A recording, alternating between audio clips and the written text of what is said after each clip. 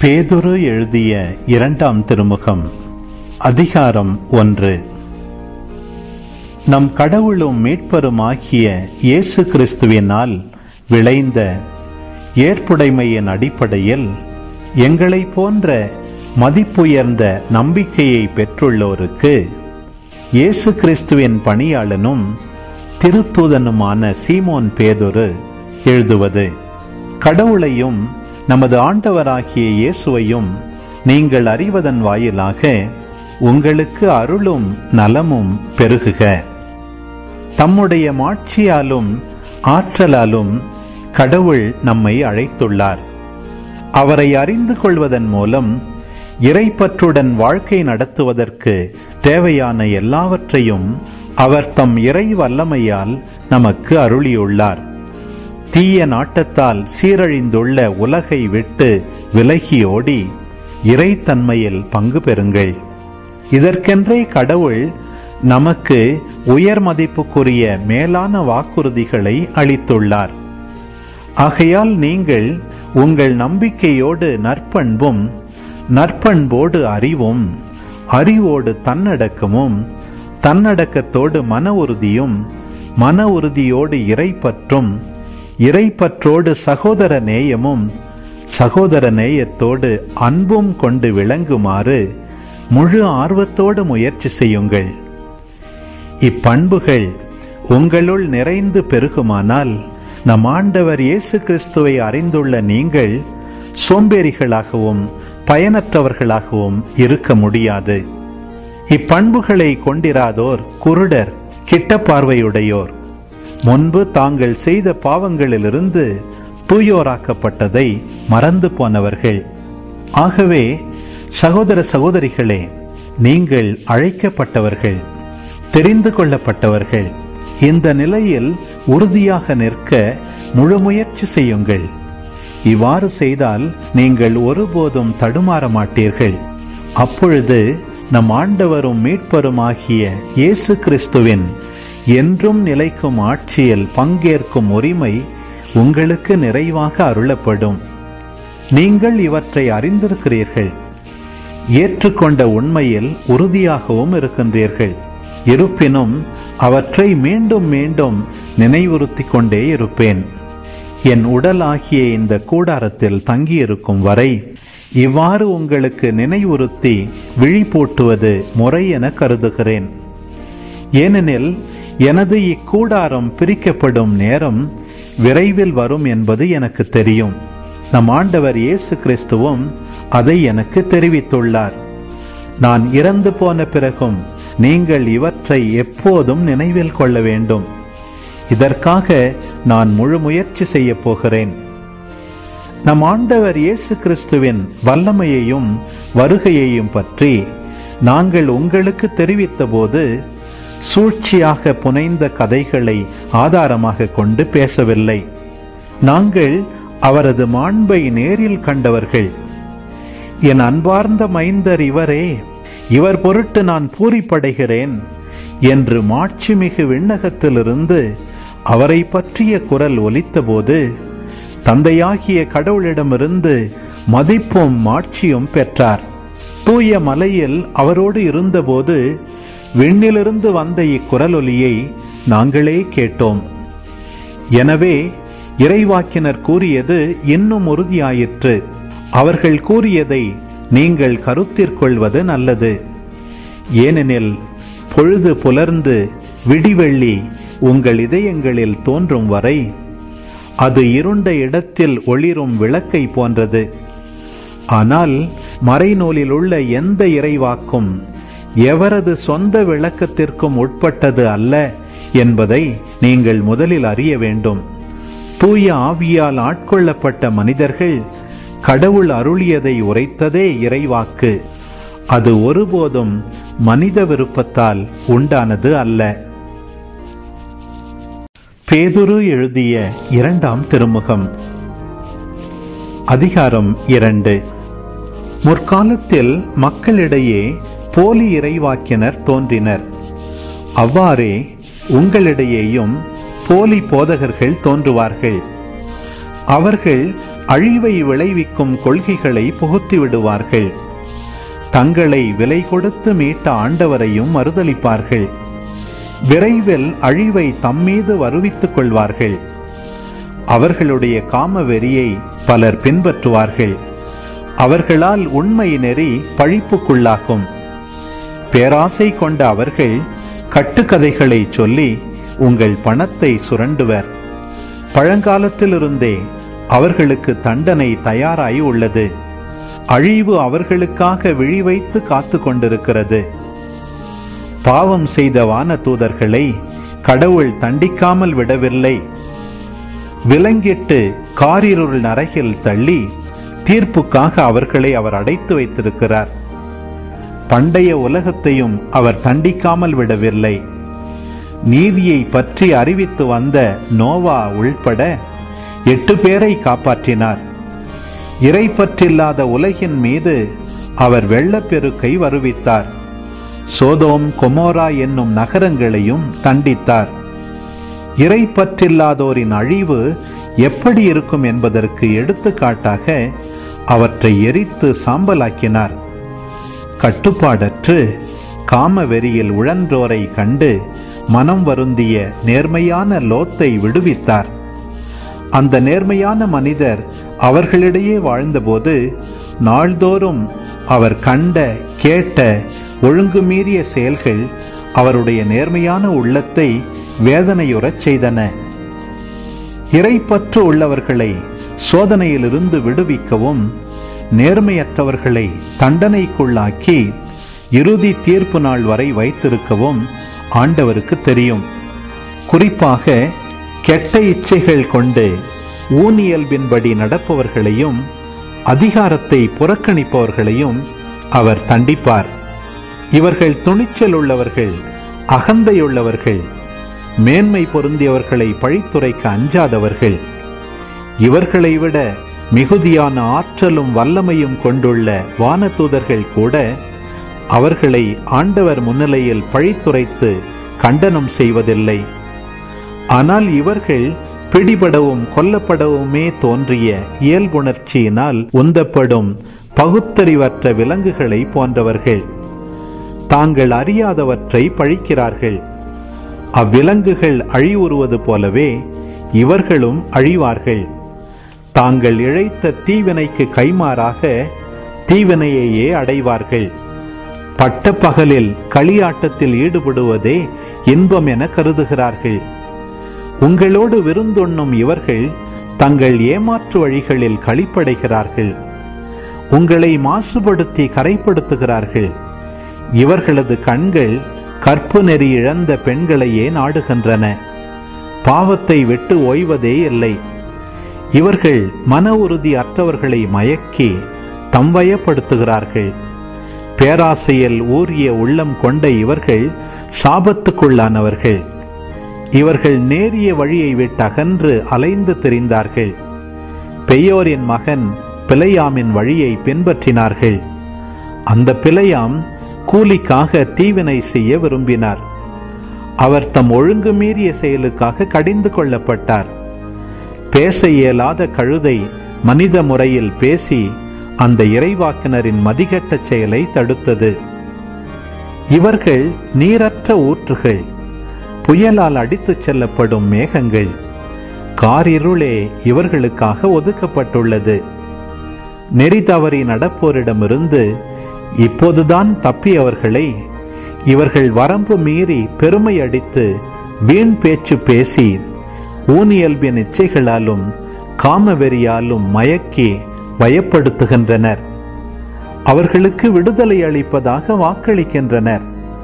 ஆனால் தாங்களே அழிவுக்கு அடிமைகளாயிருக்கின்றனர். ஏனெனில் ஒவ்வொருவரும் தம்மை ஆட்கொண்டிருப்பவற்றிற்கு அடிமைகளாயிருக்கிறார்கள். நம் ஆண்டவரும் மீட்பருமாகிய இயேசு கிறிஸ்துவை அறிந்து உலகத்தின் அழிவு சக்திகளிலிருந்து தப்பினவர்கள் மீண்டும் அவற்றில் சிக்கி அவற்றால் ஆட்கொள்ளப்பட்டால் அவர்களுடைய பின்னைய நிலை முன்னைய நிலையை விட கேடுள்ளதாயிருக்கும். அவர்கள் நீதி நெறியை அறிந்த பின் தங்களுக்கு அருளப்பட்ட தூய கட்டளையை கடைபிடியாமல் விட்டு விலகுவதை விட அதை அறியாமலே இருந்திருந்தால் நலமாயிருக்கும். நாய் தான் கக்கினதை தின்ன திரும்பி வரும் என்னும் நீதிமொழி இவர்களுக்கு பொருந்தும்.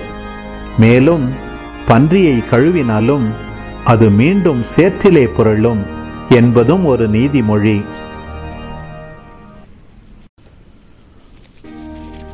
பேதுரு எழுதிய 2ஆம் திருமுகம், அதிகாரம் 3. அன்பார்ந்தவர்களே, இப்பொழுது நான் உங்களுக்கு எழுதுவது 2ஆம் திருமுகம். இத்திருமுகங்கள் வழியாக ஒரு சிலவற்றை நினைவுறுத்தி உங்கள் நேர்மையான மனத்தை தூண்டி எழுப்புகிறேன். தூய இறைவாக்கினர்கள் முன்னுரைத்த வாக்குகளையும் ஆண்டவரும் மீட்பருமானவர் உங்கள் திருத்தூதர் மூலமாக தந்த கட்டளையையும் நீங்கள் நினைவில் கொள்ளுங்கள். நீங்கள் முதலாவது தெரிந்து கொள்ள வேண்டியது இதுவே: இறுதி காலத்தில் ஏளனம் செய்வோர் சிலர் தோன்றி தங்கள் சொந்த தீய நாட்டங்களுக்கு ஏற்ப வாழ்ந்து உங்களை எள்ளி நகையாடுவர். அவர்கள் அவரது வருகையை பற்றிய வாக்குறுதி என்னவாயிற்று? நம் தந்தையரும் இறந்து போயினர், ஆயினும் படைப்பின் தொடக்கத்தில் இருந்தது போல எல்லாம் அப்படியே இருக்கிறதே என்று சொல்லுவார்கள். பழங்காலத்திலிருந்தே கடவுளுடைய வார்த்தையால் விண்ணுலகும் மண்ணுலகும் தோன்றின.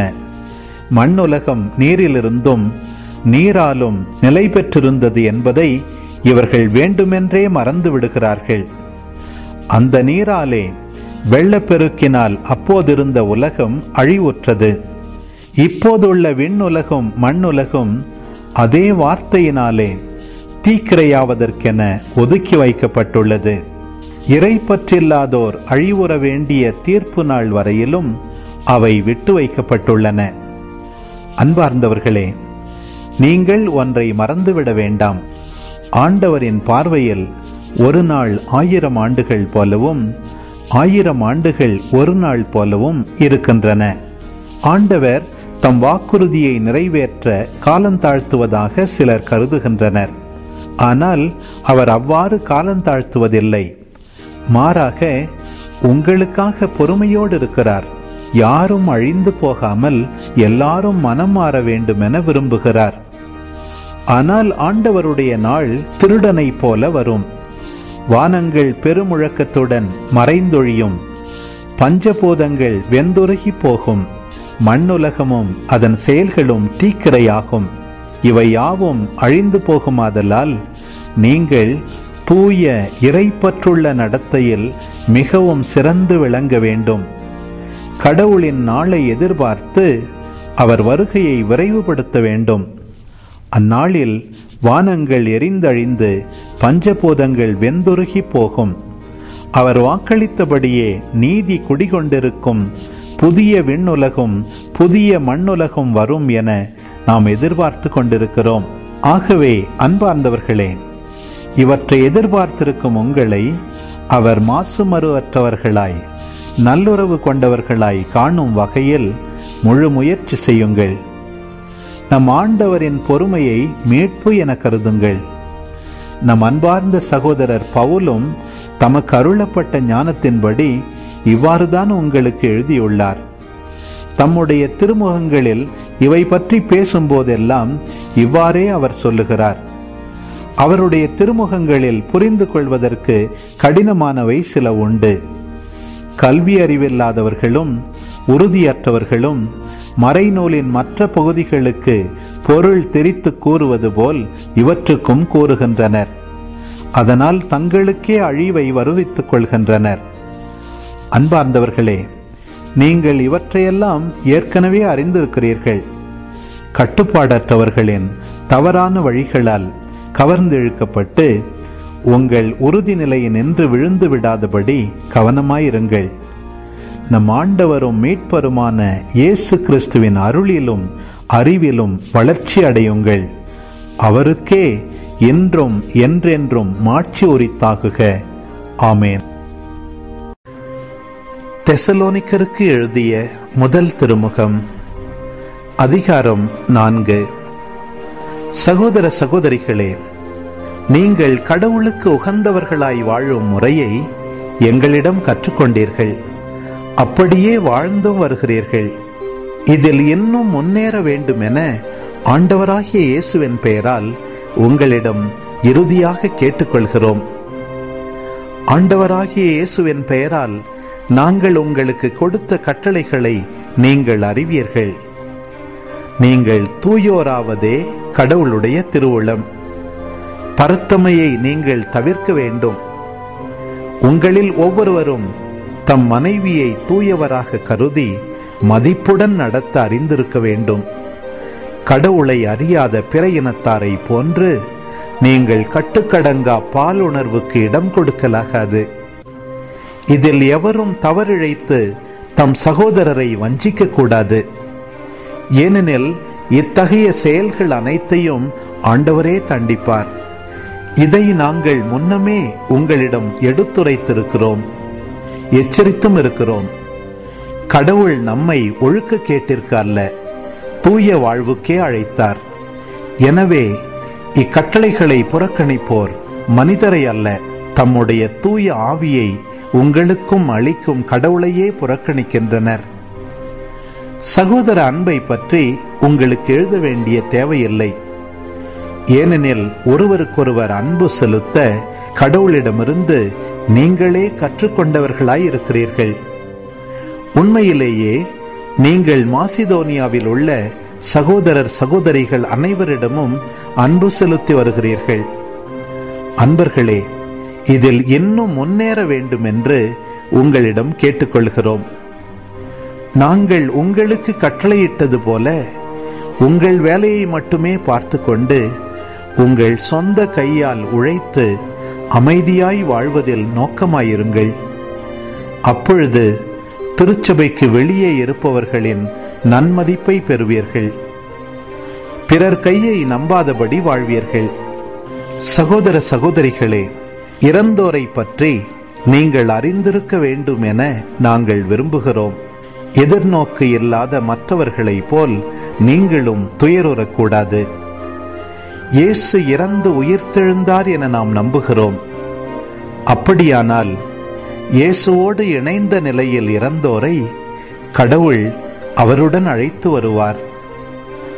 ஆண்டவருடைய வார்த்தையின் அடிப்படையில் நாங்கள் உங்களுக்கு கூறுவது இதுவே: ஆண்டவர் வரும் வரை உயிரோடு எஞ்சியிருக்கும் நாம் இறந்தோரை முந்திவிட மாட்டோம்.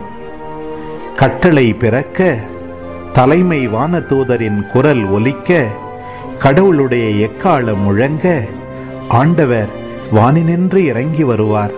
அப்பொழுது கிறிஸ்து மீது நம்பிக்கை கொண்ட நிலையில் இறந்தவர்கள் முதலில் உயிர்த்தெழுவர்.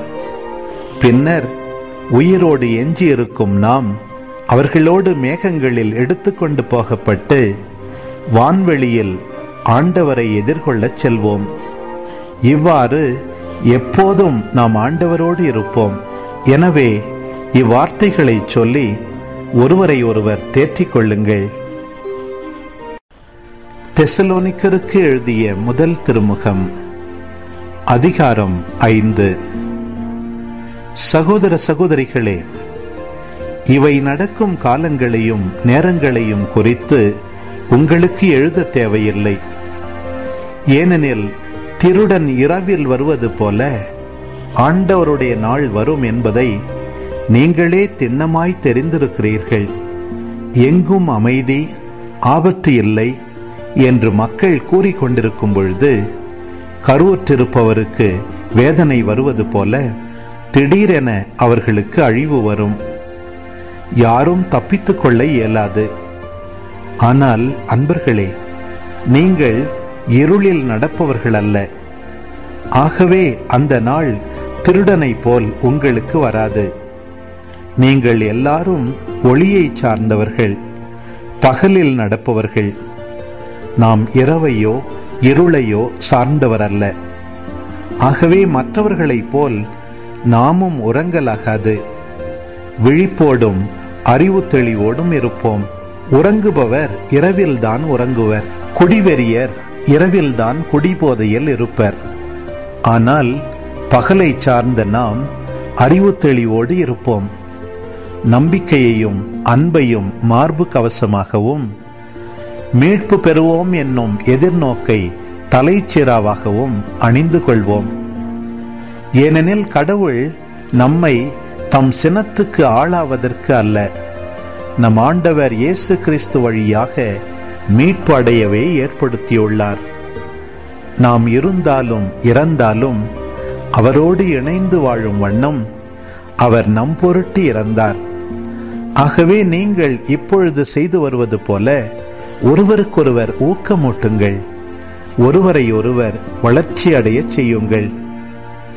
சகோதர சகோதரிகளே, உங்களிடையே உழைத்து ஆண்டவர் பெயரால் உங்களை வழிநடத்தி உங்களுக்கு அறிவு புகட்டுவோரை மதித்து நடக்கும்படி கேட்டுக்கொள்கிறோம். அவர்கள் பணியின் பொருட்டு அவர்களை உயர்வாகவும் அன்புடனும் கருதுங்கள். உங்களிடையே அமைதி நிலவட்டும். அன்பர்களே, நாங்கள் உங்களுக்கு தரும் அறிவுரை இதுவே: சோம்பேறிகளுக்கு அறிவு புகட்டுங்கள், மனத்தளர்ச்சியுற்றவர்களுக்கு ஊக்கமூட்டுங்கள், வலுவற்றோர்க்கு உதவுங்கள், எல்லாரோடும் பொறுமையாயிருங்கள். எவரும் தீமைக்கு பதில் தீமை செய்யாதவாறு பார்த்து கொள்ளுங்கள். உங்களுள் ஒருவருக்கொருவர் மட்டுமன்றி எல்லாருக்கும் எப்பொழுதும் நன்மை செய்யவே நாடுங்கள். எப்பொழுதும் மகிழ்ச்சியாக இருங்கள். இடைவிடாது இறைவனிடம் வேண்டுங்கள். எல்லா சூழ்நிலையிலும் நன்றி கூறுங்கள். உங்களுக்காக கிறிஸ்து இயேசு வழியாய் கடவுள் வெளிப்படுத்திய திருவுளம் இதுவே. தூய ஆவியின் செயல்பாட்டை தடுக்க வேண்டாம். இறைவாக்குகளை புறக்கணிக்க வேண்டாம். அனைத்தையும் சீர்தூக்கி பாருங்கள். நல்லதை பற்றி கொள்ளுங்கள். எல்லா வகையான தீமைகளையும் விட்டு விலகுங்கள். அமைதி அருளும் கடவுள் தாமே உங்களை முற்றிலும் தூய்மையாக்குவாராக. அவரே நம் ஆண்டவர் இயேசு கிறிஸ்து வரும்போது உங்களுடைய உள்ளம், ஆன்மா, உடல் அனைத்தையும் குற்றமின்றி முழுமையாக காப்பாராக. உங்களை அழைக்கும் அவர் நம்பிக்கைக்குரியவர். அவர் இதை செய்வார். சகோதர சகோதரிகளே, எங்களுக்காகவும் இறைவனிடம் வேண்டுங்கள். தூய முத்தம் கொடுத்து ஒருவர் ஒருவரை வாழ்த்துங்கள். அவர்கள் எல்லாருக்கும் இத்திருமுகத்தை வாசித்து காட்ட வேண்டும் என்று ஆண்டவர் பெயரால் ஆணையிடுகிறேன். நம் ஆண்டவர் இயேசு கிறிஸ்துவின் அருள் உங்களோடு இருப்பதாக.